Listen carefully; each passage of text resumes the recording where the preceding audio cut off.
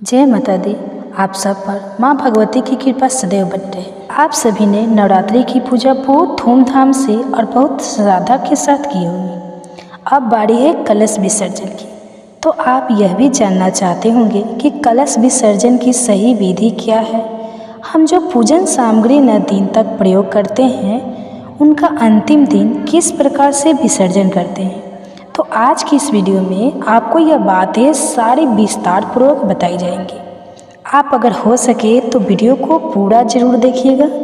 कलश का विसर्जन 10वीं तिथि को ही यानी पूरे 9 दिन और नवरात्रि की पूजा करने के बाद करना ज़्यादा शुभ होता है। नवरात्रि समाप्त होने पर विधि विधान से आप जिस दिन विसर्जन कर रहे हो, उस दिन एक बार फिर से माँ भगवती सहित सभी 9 स्वरूपों का ध्यान करें, कलश की पूजा करें, धूप दीप जलाएं। इसके बाद मूर्ति विसर्जन और कलश विसर्जन की तैयारी करें। इन 9 दिनों में की गई पूजा और व्रत का पूर्ण फल तभी मिलता है जब विधि विधान से विसर्जन किया जाए। विसर्जन करने से सबसे पहले ओम ह्रीं क्लीं चामुंडाय विजय इस मंत्र का उच्चारण करते हुए पूरे भक्ति भाव से श्रद्धा और सम्मान के साथ कलश के ऊपर रखे हुए नारियल को बहुत आराम से उठाएं। फिर इस नारियल को आप लाल चुनरी में बांधकर अपनी माँ, अपनी पत्नी, बहन या बेटी को दे दें। इस नारियल को बहुत से लोग बहते जल में प्रभावित कर देते हैं। कुछ लोग आसपास मंदिर में रख देते हैं और कुछ लोग जिस दिन कन्या पूजन किया जाता है उसी दिन हटा देते हैं, यानी कि प्रसाद रूप में कन्याओं में बांट देते हैं। आपके यहाँ पर जिस भी नियम का पालन किया जाता हो, आप उस नियम का पालन कर सकते हैं। अगर आप पहली बार नवरात्रि के व्रत रख रहे हैं तो आपको इस नारियल को या तो मंदिर में रख देना चाहिए या फिर आप बहते जल में भी प्रभावित कर सकते हैं। इसके बाद कलश में जो आम या अशोक के पत्ते रखे हुए हैं, उन्हीं पत्तों से कलश में रखा हुआ जो भी जल है उसका छिड़काव पूरे घर में करना चाहिए। यह जल बहुत ही पवित्र होता है, घर में खुशहाली सुख समृद्धि बढ़ाता है। इस जल के छिड़काव से घर में सभी शुभ शक्तियों का वास हो जाता है। घर की जितनी भी निगेटिविटी है, जितनी भी नकारात्मकता है, बुरी शक्तियाँ हैं, वह इस जल के प्रभाव से दूर हो जाती हैं। कलश का जल सबसे पहले किचन में छिड़का जाता है। इसके बाद बाकी जो भी आपके घर के कमरे हैं वहाँ और मुख्य द्वार पर छिड़का जाता है और वहाँ से छिड़कते छिड़कते बाथरूम या टॉयलेट के आसपास या किसी भी अन्य अपवित्र जगह पर इस कलश के जल को नहीं छिड़कना चाहिए। इसके बाद जितना भी जल बच गया है उसे आप तुलसी के पौधे को छोड़कर बाकी किसी भी पवित्र पौधे में या किसी भी पौधे में आप विसर्जित कर सकते हैं।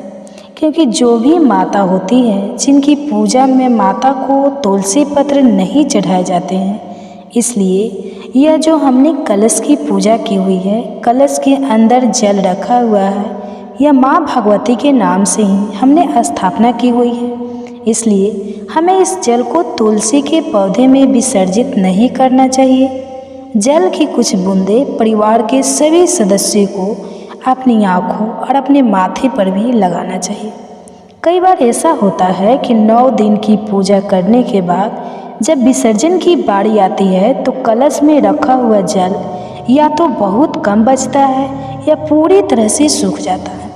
अगर आपने कलश स्थापना के लिए मिट्टी के कलश का प्रयोग किया हुआ है तो अधिकतर यह होता है कि कलश का जो जल है वह सूख जाता है या बहुत कम बचता है, या फिर जितना भी जल बचे आप उसका छिड़काव कर सकते हैं। कलश के जल में आपने जो भी सामग्री डाली है उसमें सबसे पहले आप जो भी सिक्का है उसे निकालकर अपनी तिजोरी, अपने पर्स में या जहाँ पर भी आप रुपए रखते हो वहाँ पर रख दें। ऐसा करने से दिन दुगुना रात चौगुना आपका जो धन है वह बढ़ेगा, धन में बरकत होगी। जो भी आपके घर में अनावश्यक रूप से खर्चे हो रहे हैं उसमें कमी होगी। आपके जीवन में धन की कभी कोई कमी नहीं होगी। और उसके बाद जो भी आपने कौड़ी या कमल के गट्टे पानी के अंदर डाले हैं तो कौड़ी को तो आप वापस से पूजा में प्रयोग कर सकते हैं। कमल गट्टे का या हल्दी की गांठ का, लौंग, सुपारी, इलायची का आपको विसर्जन कर देना चाहिए। इनका विसर्जन आप बहते जल में कर सकते हैं या आप किसी भी पवित्र वृक्ष के नीचे गड्ढा करके वहाँ पर दबा सकते हैं। आपने जो ज्वारे बोए हैं ये ज्वारे बहुत ही शुभ होते हैं, तो थोड़े से ज्वारे निकालकर आप अपनी तिजोरी या पर्स में भी रख सकते हैं। जब आपको कोई भी समस्या हो तब आप इन ज्वारे का फिर से दर्शन कर सकते हैं। पूरे साल भर यह ज्वारे अपने पर्स में रखें और उसके बाद इनका विसर्जन कर सकते हैं। ऐसा करने से माँ भगवती की कृपा आप पर सदा बनी रहेगी और जो भी ये ज्वारे हैं इनको प्रसाद रूप में सभी लोगों को थोड़ा थोड़ा जरूर ग्रहण करना चाहिए। ज्वारे को कभी भी चाकू से या कैंची से नहीं काटना चाहिए। ऊपर का जो हिस्सा होता है वह आप अपनी अंगुलियों से बहुत आराम से सावधानी से के साथ तोड़ लें और एक एक दो दो ज्वारे कम से कम, अधिक हो सके तो अधिक खा सकते हैं और नहीं तो कम से कम एक एक दो दो पत्तों का सेवन परिवार के सभी सदस्यों को करना चाहिए। बाकी जो ज्वारे बच गए हैं उन्हें आप गौशाला में गौ माता के लिए दे दें। आसपास गौशाला या गौ माता को खिलाना संभव ना हो तो आप इन्हें किसी भी पवित्र वृक्ष के नीचे, जैसे पीपल, बरगद या बेल वृक्ष के नीचे, आंवले के वृक्ष के नीचे भी रख सकते हैं। कलश स्थापना में आपने अगर मिट्टी के बर्तनों का प्रयोग किया है, चाहे वह कलश के लिए हो या फिर ज्वारे बोने के लिए, तो उनका विसर्जन भी आपको कर देना चाहिए। मिट्टी के जो भी दिए या बर्तन आपने प्रयोग किए हैं उनको आपको अगली पूजा में फिर से प्रयोग नहीं करना चाहिए। आप उनका विसर्जन कर दें। आप उन्हें किसी पेड़ के नीचे रख सकते हैं और या फिर उनमें आप पानी और अन्न डालकर चिड़िया के लिए भी रख सकते हैं। कलश के कंठ पर, मुंह पर जो आपने कलावा बांधा है उसे खोलकर आप अपने कलाई में अपने हाथ में बांध सकते हैं और जो चुनरी आपने नारियल के ऊपर बांधी थी उसे भी आप अपने घर में तिजोरी में रख सकते हैं या फिर अपने घर के मुख्य द्वार पर आप उस चुनरी को बाहर की तरफ से बांध सकते हैं। यह थी कलश विसर्जन की संपूर्ण जानकारी। अब जानिए कलश विसर्जन आपको किस दिन, किस शुभ मुहूर्त में करना चाहिए। नवरात्रि में स्थापित किए गए कलश का विसर्जन हमेशा 9 दिन और 9 रात माँ भगवती के सभी 9 स्वरूपों की पूजा करने के बाद 10वें दिन 10वीं तिथि को ही करना शुभ माना जाता है। इस बार 10वीं तिथि को दिन है और ऐसे में आपके मन में यह भी प्रश्न होगा कि विसर्जन किस दिन करना चाहिए, क्योंकि इस बार 10वीं तिथि 12 अक्टूबर शनिवार को सुबह 10:05 से शुरू होगी और 13 अक्टूबर रविवार की सुबह 9:09 पर समाप्त होगी। ऐसे में आप 10वीं तिथि यानी 12 अक्टूबर शनिवार को सुबह 10:05 से शाम 5 बजे के बीच में कलश विसर्जन कर सकते हैं। ध्यान रखिएगा, कलश का विसर्जन सुबह सूर्योदय के बाद और शाम को सूर्यास्त के पहले किया जाता है। अब कुछ लोगों के यहाँ पर 10वीं तिथि के दिन भी विसर्जन करना सही नहीं मानते हैं। अगर आपके घर में भी ऐसा होता हो तो आप रविवार के दिन जब 10वीं तिथि समाप्त हो जाए तो उसके बाद से शाम को सूर्यास्त से पहले पहले तक विसर्जन कर सकते हैं। हमारे यहाँ 10वीं तिथि के दिन ही विसर्जन किया जाता है, इसलिए हमारे यहाँ की जो मान्यताएं हैं वह मैंने आपको इस वीडियो में शेयर की है। अगर आपके यहाँ एकादशी तिथि को विसर्जन किया जाए, अगर किया जाता है तो कमेंट बॉक्स में ज़रूर बताइएगा। आप जानते हैं अष्टमी नवमी तिथि के बारे में और कन्या पूजन के मुहूर्त के बारे में। इस बार अष्टमी तिथि 10 अक्टूबर गुरुवार को, नवमी तिथि 11 अक्टूबर शुक्रवार को और 10वीं तिथि 12 अक्टूबर शनिवार को रहने वाली है। नवरात्रि के दिनों में महाअष्टमी और महानवमी तिथि अपने आप में बहुत ही महत्वपूर्ण होती है, क्योंकि इन्हीं दोनों तिथियों में कन्या पूजन भी किया जाता है। आपके यहाँ पर यदि अष्टमी तिथि को कन्या पूजन किया जाता हो तो आप अष्टमी तिथि के दिन करें, और नहीं तो नवमी तिथि के दिन कन्या पूजन किया जाता है। तो यह थी आज की वीडियो। उम्मीद है जानकारी आपको पसंद आई होगी। धन्यवाद। के दिन करके अपने जीवन के कष्टों को दूर कर सकते हैं। किसी लंबे समय से चली आ रही परेशानी दुख को दूर कर सकते हैं। अपनी हर मनोकामना पूरी कर सकते हैं। और दशहरा के दिन माता लक्ष्मी की असीम कृपा और सुख समृद्धि पा सकते हैं। साथ ही अपने सौभाग्य को भी बढ़ा सकते हैं। साथ ही हम आपको बताएंगे कि क्या होगी दशहरा के दिन की पूजा विधि और पूजा के शुभ मुहूर्त। यह सब जानना है तो वीडियो अंत तक अवश्य देखिए। शारदीय नवरात्रि खत्म होते ही 10वें दिन विजयदशमी यानी दशहरा का पर्व मनाया जाता है। बुराई पर अच्छाई की जीत के इस त्यौहार को पूरे देश में बड़ी ही धूमधाम से मनाया जाता है। यह पर्व आश्विन मास की शुक्ल पक्ष की दशमी को आता है। इस दिन प्रभु श्री राम ने लंकापति रावण का वध किया था। इसके अलावा इसी दिन माँ दुर्गा ने महिषासुर नाम के असुर का वध भी किया था। इसलिए इस दिन को विजयदशमी के नाम से भी जाना जाता है। हर साल इस दिन रावण का पुतला बनाकर फूंका भी जाता है। इस बार आश्विन मास की 10वीं तिथि की शुरुआत 12 अक्टूबर सुबह 10:58 से होगी और 10वीं तिथि का समापन 13 अक्टूबर सुबह 9:08 पर होगा। ऐसे में दशहरा का पर्व 12 अक्टूबर को ही मनाया जाएगा। इस दिन अपराह्न का पूजा का समय दोपहर 1:01 से लेकर 3:03 तक है। विजयदशमी पूजा का शुभ मुहूर्त दोपहर 2:02 से दोपहर 2:48 तक रहेगा। इस शुभ मुहूर्त की कुल अवधि लगभग 46 मिनट तक रहेगी। आपको इसी शुभ मुहूर्त में दशहरा की पूजा करनी है। आइए अब जानते हैं दशहरा के दिन की पूरी पूजा विधि। दशहरा की पूजा के लिए आपको गाय का गोबर, दीपक, धूप और बत्ती, जनेऊ, रोली, मूली, चावल, कुमकुम और चंदन आदि सामग्री की आवश्यकता होगी। अभिजीत मुहूर्त में ही विजयदशमी की पूजा अर्चना करना शुभ माना जाता है। हमेशा ईशान कोण में दशहरा पूजन करें। पूजा स्थान को पहले गंगा जल से पवित्र करें। इसके बाद कमल की पंखुड़ियों से अष्टल तल बनाएं। इसके बाद देवी अपराजिता, भगवान श्री राम और माता सीता से सुख समृद्धि की मनोकामना करें। अब अष्टदल के बीच में अपराजित है नमः इस मंत्र का जाप करें और माँ दुर्गा के साथ भगवान श्री राम की पूजा करें। अब रोली, अक्षत, फूल आदि की पूजा सामग्री माँ दुर्गा और भगवान श्री राम को चढ़ाएं। आप भगवान श्री राम और माता रानी के साथ इस दिन हनुमान जी की भी पूजा कर सकते हैं। ऐसा करना अत्यंत शुभ होता है। अब श्री राम और माता दुर्गा की आरती करें और जयकार भी लगाएं।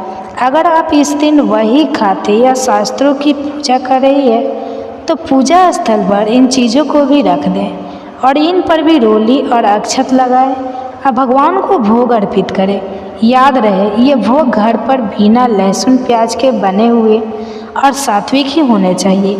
ये भोग मीठे या नमकीन दोनों ही हो सकते हैं। साथ ही इस दिन आप भगवान को मिठाइयों और फलों का भोग भी लगा सकते हैं। पूजा पूर्ण होने से पूर्व माता की आरती करें।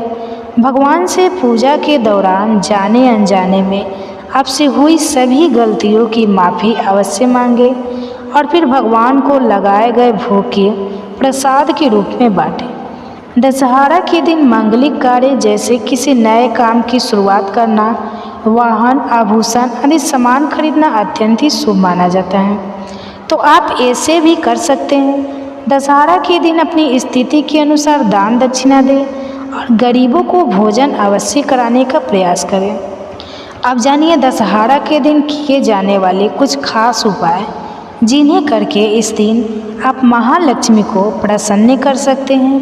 दशहरे या विजयदशमी के दिन अगर नीलकंठ के दर्शन हो जाए तो यह बहुत ही शुभ माना जाता है। साथ ही रावण दहन के बाद गुप्त दान करना और लक्ष्मी माता का ध्यान करके झाड़ू का दान करना भी बहुत ही लाभदायी माना जा गया है। ऐसा करने से आर्थिक संकट दूर होता है और जीवन में शुभता, धन, समृद्धि बढ़ती है। दशहरे के दिन देवी माता के सामने जौ बोया जाता है। उसकी जयंती को माथे पर रखें और उसको धन के स्थान जैसे अलमारी या तिजोरी में रख दें। ऐसा करने से धन में वृद्धि के संयोग बनते हैं और कर्ज से मुक्ति मिलती है।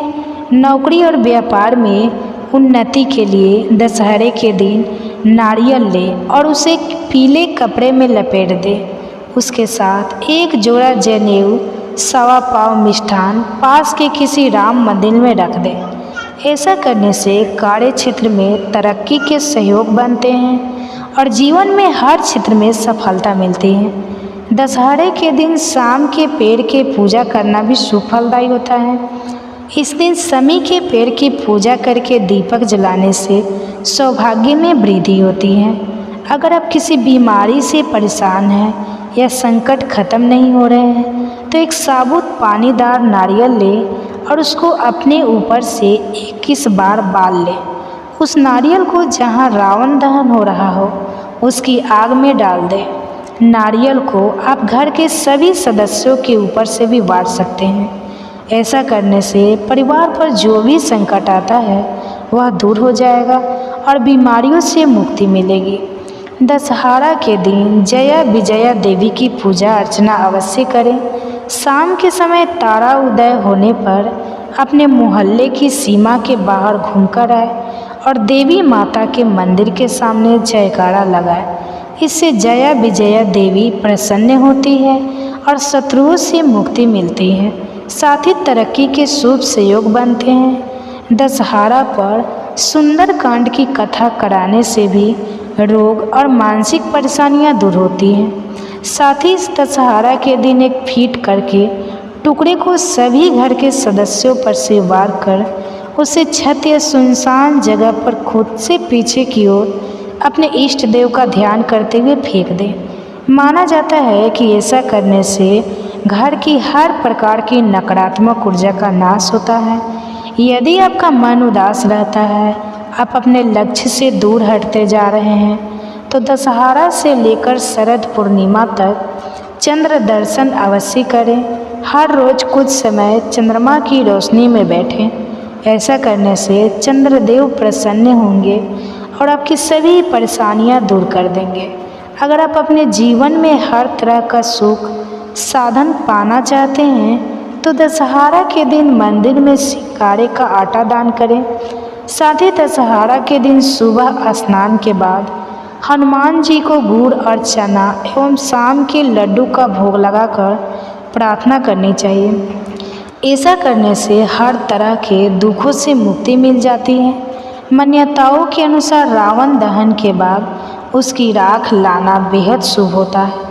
इस राख को अपने घर की तिजोरी में रखना चाहिए। इससे बरकत बढ़ती है, साथ ही आय के नए स्रोत बनते हैं। यह बहुत ही शुभ फलदायी होता है। इससे सोया हुआ भाग्य जाग जाता है। व्यक्ति को साल भर तक कोई कष्ट और रोग नहीं होते। ऐसे ही और ज़रूरी जानकारियों और व्रत कथाओं के लिए हमारे चैनल को सब्सक्राइब जरूर करें।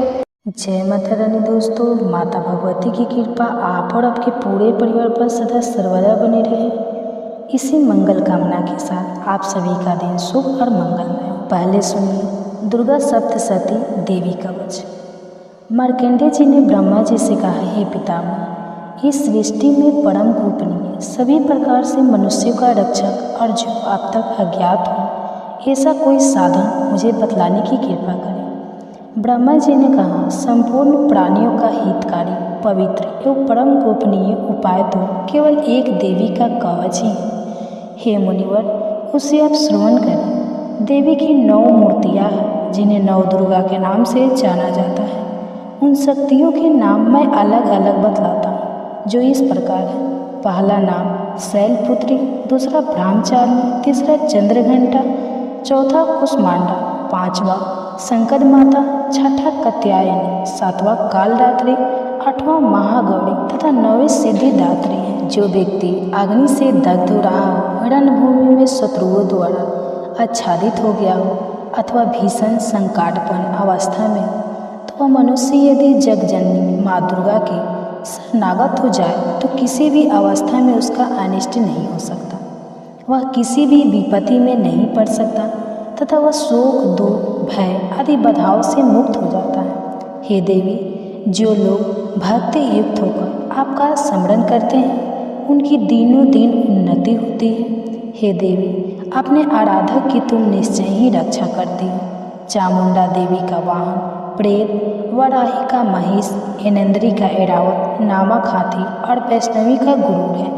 महेश्वरी बैल पर तथा कौमारी मोर पर सवार है। विष्णु पत्नी लक्ष्मी हाथ में कमल लिए कमलासन पर विराजती है। श्वेतवर्णा ईश्वरी बैल पर तथा ब्राह्मणी सरस्वती समस्त अलंकारों से विभूषित होकर हंस पर आरूढ़ है।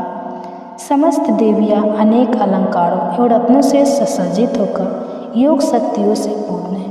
इनके अतिरिक्त और भी अनेक देवियाँ हैं जो दानवों के दलन तथा संतों की सहायता के लिए क्रोधाकृति से रथ में सवार रहती हैं। उन देवियों के कर कमलों में शंख, चक्र, गदा, शक्ति, हल, मसूल, खेटक, तोमर, परशु, पास, भाला, त्रिशूल, उत्तम प्रकार का सिंह, धनुष आदि शास्त्र सुबोधित रहते हैं। उनके शास्त्र धारण का उद्देश्य देवताओं की सुरक्षा, दैत्यों का विनाश एवं भक्तों के अभय प्रदान करता है। महाभय नाश, महान बल, महान पराक्रम एवं महान उत्साह से युक्त है। महारौद्रे, तुम्हें प्रणाम है।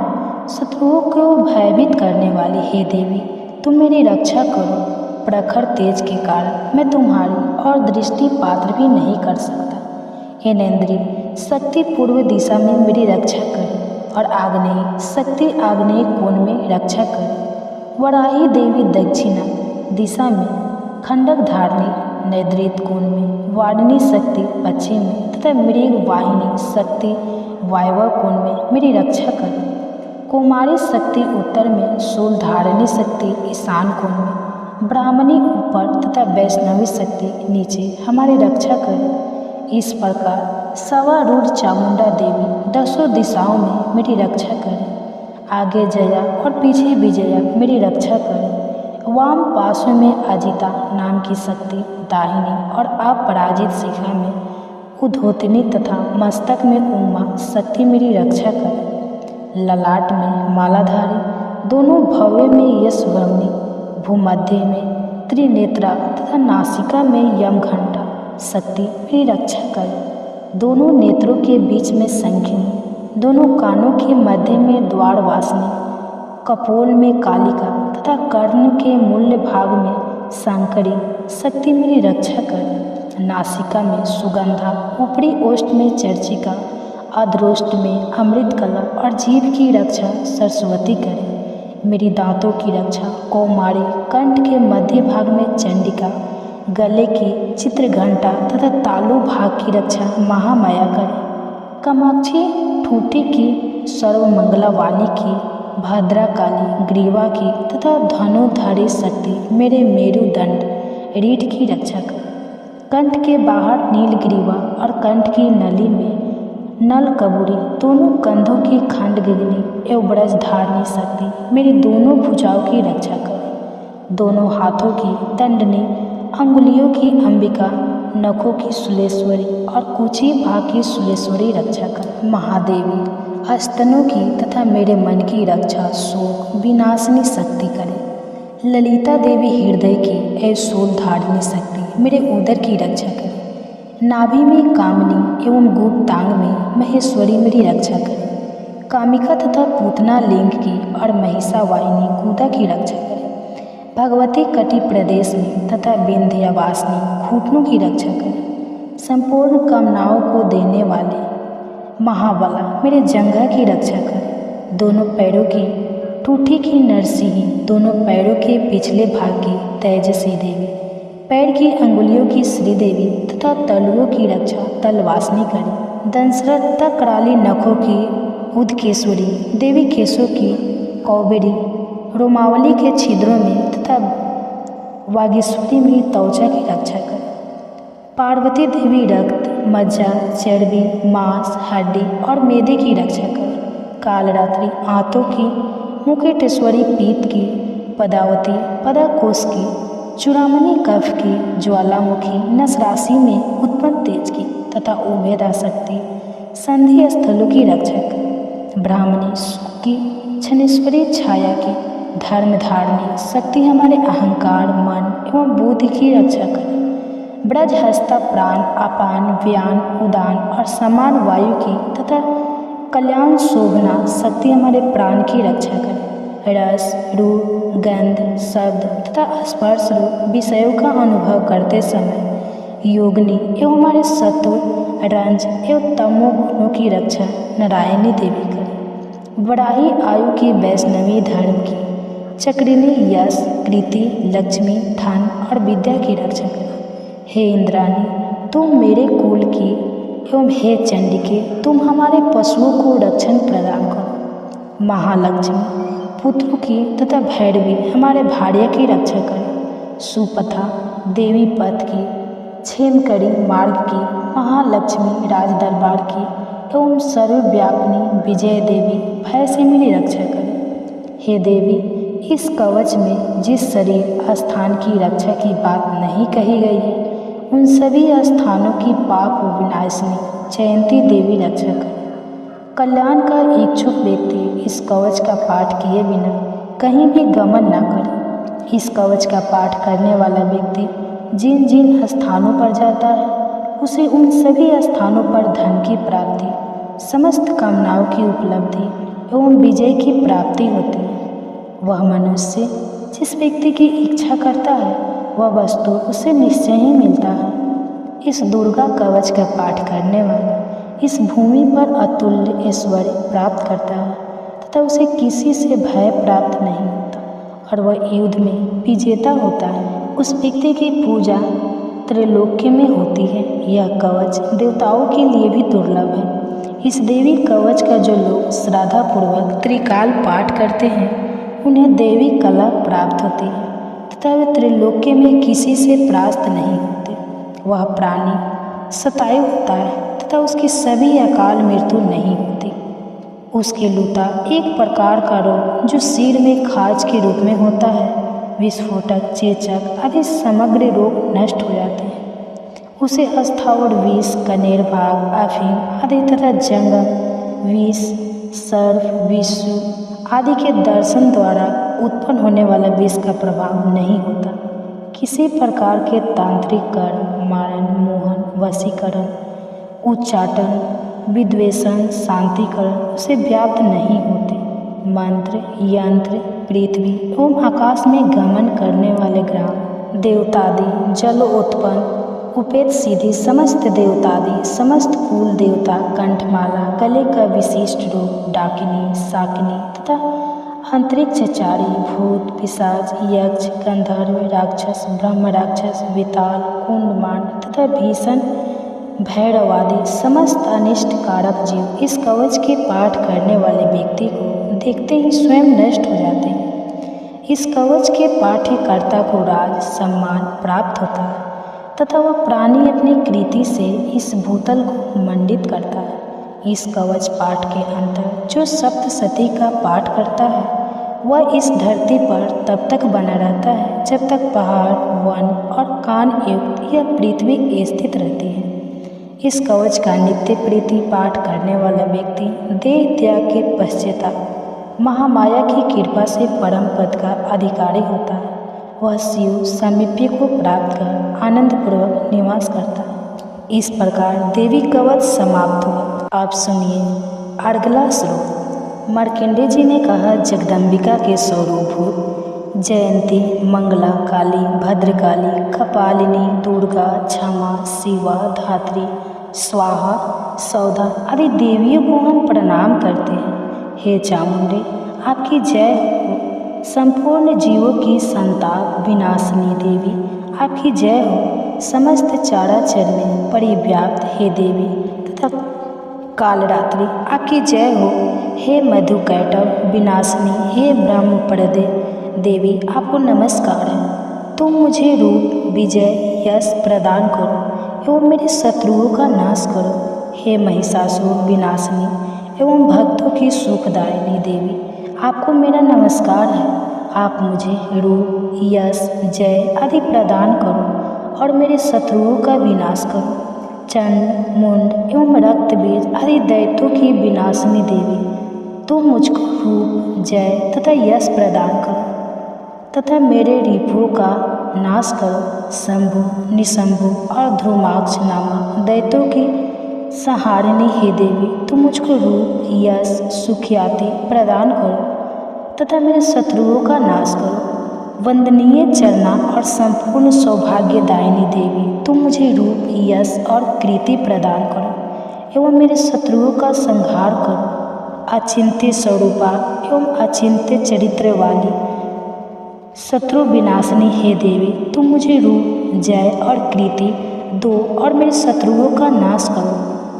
पाप विनाशिनी हे चंडिके देवी, जो लोग आपको श्रद्धा भक्तिपूर्वक नमन करते हैं उन्हें तुम रूप, यश, सुकृति प्रदान करो और उनके शत्रुओं का दमन करो। हे व्याधि विनाशिनी चंडिके देवी, जो लोग भक्ति भाव से तुम्हारा अभिनंदन करते हैं उन्हें रूप, यश और जय प्रदान करो और उनके शत्रुओं का विनाश करो। हे चंडिके, जो लोग भक्ति युक्त होकर तुम्हारा पूजन और नमन करते हैं उनको तुम रूप, जय और यश दो तथा उनके बैरियों का विनाश करो। हे देवी, तुम मुझे सौभाग्य और आरोग्य लाभ प्रदान करो और मुझको रूप तथा विजय देकर यशस्वी बनाओ तथा मेरे शत्रुओं का दमन करो। हे देवी, मेरे शत्रुओं का संहार करो, मुझे रूप, बल और जय दो। हे देवी, मेरा कल्याण करो, तुम मुझे अतुल संपत्तिशाली करो, रूप दो, जय दो, कीर्ति दो तथा मेरे शत्रुओं का संहार करो। हे अम्बे, देवासुरों के शिरोरत्न के नमस्कार से तुम्हारे चरण खींचते रहते हैं। हे भगवती, तुम मुझे रूप दो, जय दो, यश दो तथा मेरे शत्रुओं का विनाश करो। हे देवी, तुम अपने भक्तजनों को विद्वान, यशवान और धनवान बनाओ। हे देवी, तुम मुझको रूप, जय, यश प्रदान करो तथा मेरे दुश्मनों का नाश करो। प्रबल दैत्यों के गर्व को चूर करने वाली हे चंडिके, तुम शरणागत को रूप, जय, यश दो और मेरे दुश्मनों का नाश करो। हे चार भुजाधारिणी ब्रह्मा द्वारा वंद परमेश्वरी, तुम मुझे रूप, जय, कीर्ति दो और मेरे शत्रुओं को क्षय करो।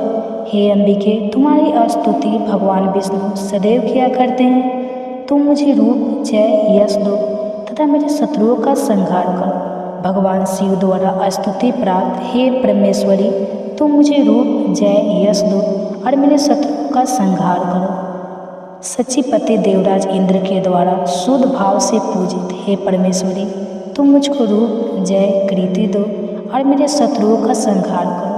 अपनी प्रचंड भुजाओं द्वारा दानवों के दर्प को दालन करने वाली हे देवी, तुम मुझको रूप दो, जय दो, कीर्ति दो और मेरे शत्रुओं का नाश करो। अपने भक्त जनों को अत्यंत आनंद प्रौधनी है हे अंबिके, तुम मुझे रूप, जय, यश देकर मेरे शत्रुओं का दमन करो। हे देवी, हमारी इच्छा के अनुरूप कार्य करने वाली कुलीना सुंदर पत्नी मुझे प्रदान करो, जो संसार सागर से उद्धार करने वाली हो। इस देवी ध्यान स्रोत का पाठ कर जो भक्त दुर्गा सप्तशती का पाठ करते हैं उन्हें दुर्गा सप्तशती पाठ करने का संपूर्ण फल प्राप्त होता है तथा भगवती के अनुग्रह से उन्हें प्रचुर धन का लाभ होता है। इस प्रकार अर्गला स्तोत्र समाप्त हुआ। आप सुनिए कीलक स्रोत। मार्कंडेय जी मुनि ने कहा, जिन आशुतोष भगवान शिव का विशुद्ध ज्ञान ही शरीर रूप है, जिनके तीनों नेत्र तीनों वेदों ऋग, यजु और साम के समान है, जिन्होंने अपने मस्तक पर अर्धचंद्र धारण कर रखा है तथा संपूर्ण कल्याण के कारणभूत है, ऐसे भगवान शिव की मैं वंदना करता हूँ। यह कीलक सप्तशती पाठक के लिए सप्तशती मंत्रों के अंडभूत रूप में है। जो लोग इस कीलक का पाठ करते हैं उनका सदैव मंगल होता है। इस कीलक पाठ के उच्चाटन आदि कर्म सिद्ध होते हैं और इस स्रोत के पाठ करने से ही भगवती दुर्गा उस पर प्रसन्न होती है। उच्च नादी कर्मों की सीधी तथा भीषण व्याधि विनाश के निमित्त यंत्र मंत्र तनादि कार्यों तथा व्याधि मुक्ति के लिए रसायन आदि औषधियों की आवश्यकता पड़ती है, परंतु इस कीलक के पाठ मात्र से बिना तंत्र मंत्र तथा औषधियों की उच्चाट नादी क्रियाएं संपन्न होती है तथा संपूर्ण रोगों का नाश होता है। जहाँ अन्य मंत्रों के जप आदि से जो फल प्राप्ति होती है, वही केवल दुर्गा सप्तशती के पाठ मात्र से ही समस्त सिद्धियाँ उपलब्ध होती हैं। अब आप ही विचार कीजिए कि इन दोनों में से कौन सर्वश्रेष्ठ है। इस संकरा रूपी प्रसन्न के समाधान से भगवान शंकर ने दुर्गा सप्तशती को ही बताया कि यही दुर्गा सप्तशती सर्वोत्तम फलदायक है। दुर्गा सप्तशती के पाठ मात्र से ही पाठक के पुण्य की अक्षय वृद्धि होती है। ऐसा देखकर भगवान शंकर ने दुर्गा सप्तशती को गुप्त कर रखा, अर्थात सप्तशती के समस्त मंत्रों को कीलित कर दिया। जो व्यक्ति कृष्ण पक्ष की चतुर्थी या अष्टमी को स्थल चित्त से दुर्गा सप्तशती का पाठ करता है, उसका निसंदेह रूप से मंगल होता है। जो लोग अपना संपूर्ण द्रव्य दुर्गा को अर्पित कर प्रसाद रूप में उस धन का उपयोग करते हैं, भगवती निश्चय ही उन लोगों पर प्रसन्न होती है, क्योंकि सप्तशती के फल को शिव जी ने कीलित कर रखा है। जो लोग पहले कीलक पाठ करके तत्पश्चात सप्तशती का पाठ करते हैं, वे अंतकाल में सिद्ध देवी के पार्षद और गंधर्व योनि को प्राप्त होते हैं। सर्वत्र भ्रमण करते रहने पर भी उन्हें कभी किसी प्रकार का भय नहीं होता, उनकी अकाल मृत्यु भी नहीं होती तथा अंत में वे मोक्ष पद के अधिकारी होते हैं। इस कीलक को समझकर तथा उसका परिहार करने के पश्चाताप ही दुर्गा सप्तशती का पाठ करना उचित है। इस कीलक के रहस्य को न जानकर जो व्यक्ति सप्तशती का पाठ करता है, उसका अनिष्ट होता है। भगवती की कृपा से ही नारियों को सौभाग्य और संतान सुख की उपलब्धि होती है। इस हेतु इस सप्तशती का पाठ करना आवश्यक है। इस स्तोत्र का पाठ मंदर स्वर में करने से संपूर्ण सिद्धियों की प्राप्ति होती है। अतः सर्वप्रथम कीलक का पाठ करके ही सप्तशती का पाठ करना उचित है। जिस भगवती की कृपा कटाक्ष से मनुष्य को ऐश्वर्य, सौभाग्य, आरोग्य, संपत्ति, शत्रु विनाश एवं निर्वाण पद की प्राप्ति होती है, उस महिमामयी भगवती दुर्गा की स्तुति प्राणी क्यों नहीं करते। इस प्रकार कीलक स्तोत्र समाप्त हुआ। तो दोस्तों, कवच, अर्गला और कील, इस तीनों को बोले बिना दुर्गा सप्तशती का पाठ अधूरा माना जाता है। तो इस वीडियो को ज़्यादा से ज़्यादा शेयर करें और लोगों तक पहुंचाएं, ताकि गलती ना हो और जगदम्बा की कृपा आप सब पर हमेशा बनी रहे। धन्यवाद। ओम जय अम्बे गौरी मैया, जय श्यामा गौरी मैया, जय मंगल करनी मैया, जय आनंद करनी। तुमको निसी दिन ध्यावत, तुमको निसी दिन ध्यावत, हरे ब्रह्मा शिवेरी। ओम जय अम्बे गौरी मैया, जय श्यामा गौरी। मांगे सिंदूर विराजत, मांगे सिंदूर विराजत, टीको मृदे मंद को उज्ज्वल से दो नैना, उज्ज्वल से दो नैना, चंद्र वदननी को। ओम जय अम्बे गौरी, ओम जय अम्बे गौरी। कनक समान कलेवर, कनक समान कलेवर, रक्तांबर राजे, रक्त पुष्प गले माला, रक्त पुष्प गले माला, कंठन पर साजे। ओम जय अम्बे गौरी। केहरी वाहन राजद खंडगे खपर धरी, सुर नर मुनि जन सेवत, सुर नर मुनि जन सेवत, तिनके दुख हारी।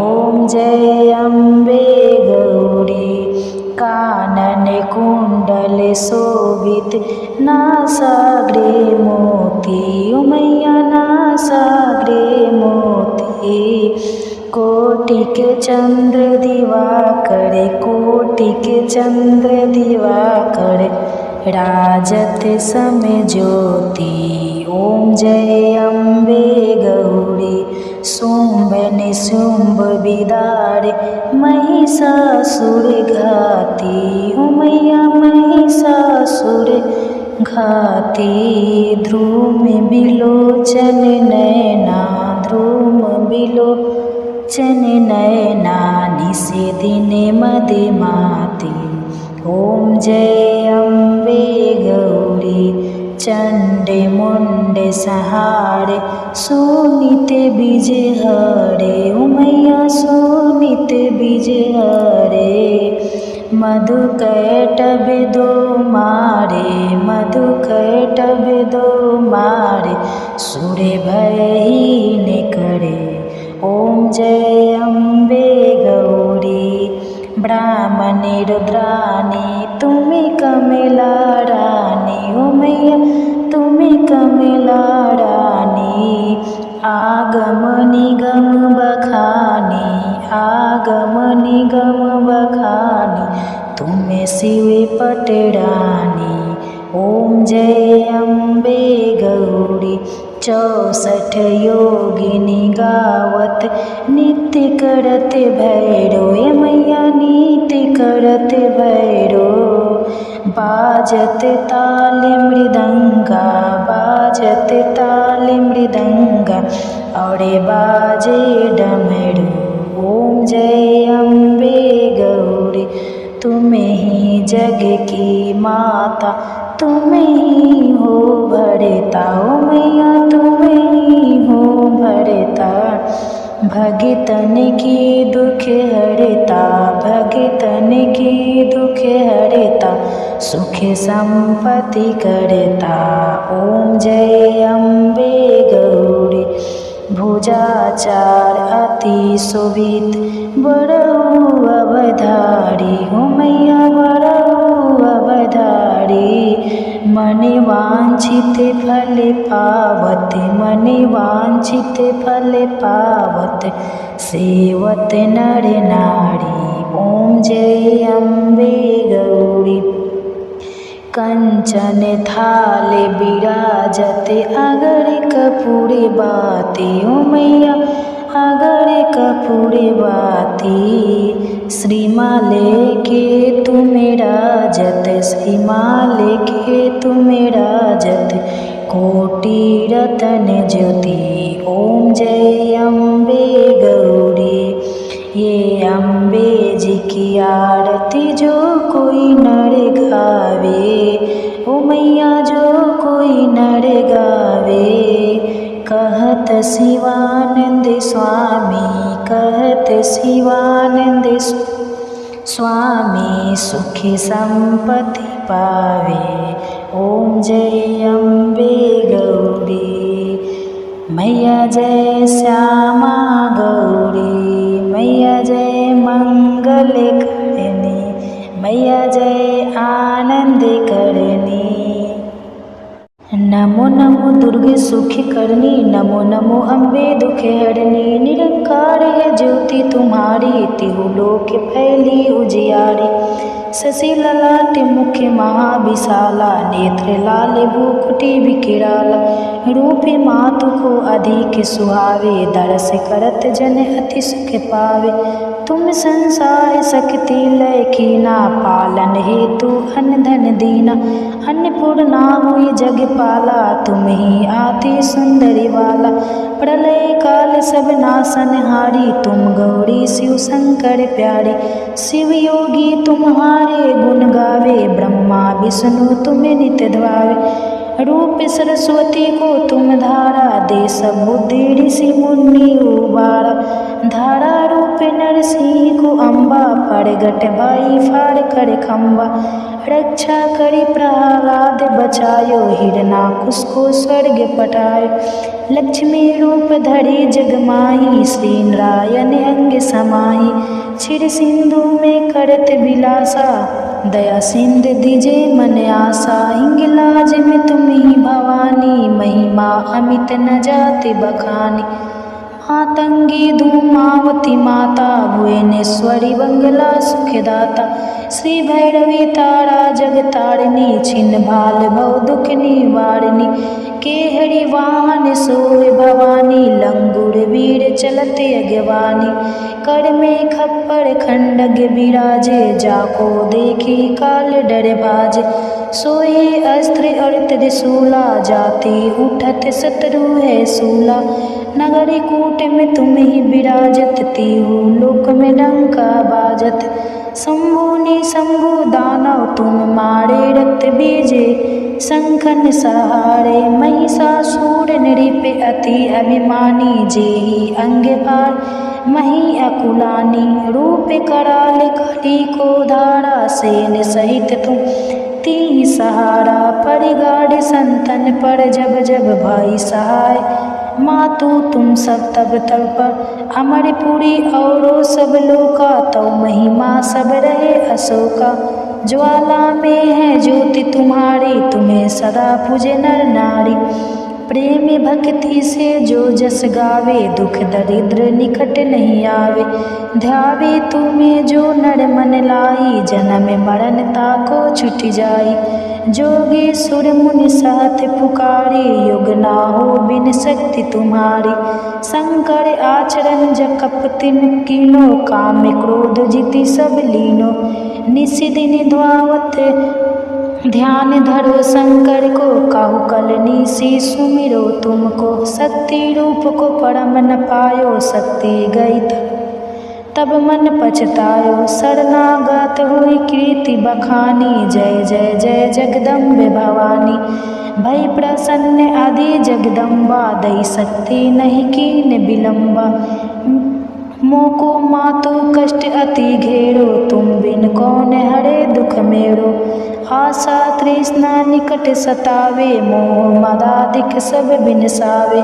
शत्रु नाश कीजो महारानी, सुमिरो एक चित तुम्हें भवानी। करो कृपा हे मातु दयाला, श्रीधि सिद्धि दे करहु नियाला। सब लगी जियो दाया फल पाऊँ, तुम्हारे जस मैं सदा सुनाऊँ। दुर्गा चालीसा जो कोई गावे, सब सुख भोगे परम पद पावे। देवी दास शरण निज जानी, करहु कृपा जगदम्बे भवानी। नमो देव्ये महादेव्ये शिवाय सतते नमः। नमः प्रकृते भद्राय नियतः प्राणतः समतामः। रौद्राय नमो नित्याय ग्रवेद्रात्वे नमो नमः। ज्योतिषनावे चंद्ररूपिणे सुखाय सतत नमः नमः।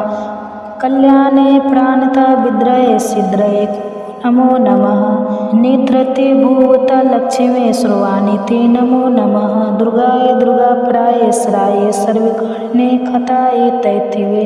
कृष्णाय ध्रुमाय सतते नमः। असि स्वामी रुद्राय नमस्तवे नमो नमः।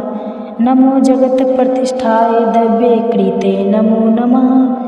या देवी सर्वभूतों से विष्णु मायधे स्थिता, नमस्तवे नमस्तवे नमस्तसे नमो नमः। या देवी सर्वभूतेषु चेतनेते विसीदे, नमस्तसे नमस्तसे नमस्तसे नमो नमः। या देवी सर्वभूतेषु बुद्धिरूपेण संस्थिता, नमस्तस्यै नमस्तस्यै नमस्तस्यै नमो नमः। या देवी सर्वभूतेषु निद्रारूपेण संस्थिता, नमस्तस्यै नमस्तस्यै नमस्तस्यै नमो नमः। या देवी सर्वभूतेषु क्षुद्रारूपेण संस्थिता, नमस्तस्यै नमस्तस्यै नमस्तस्यै नमो नमः।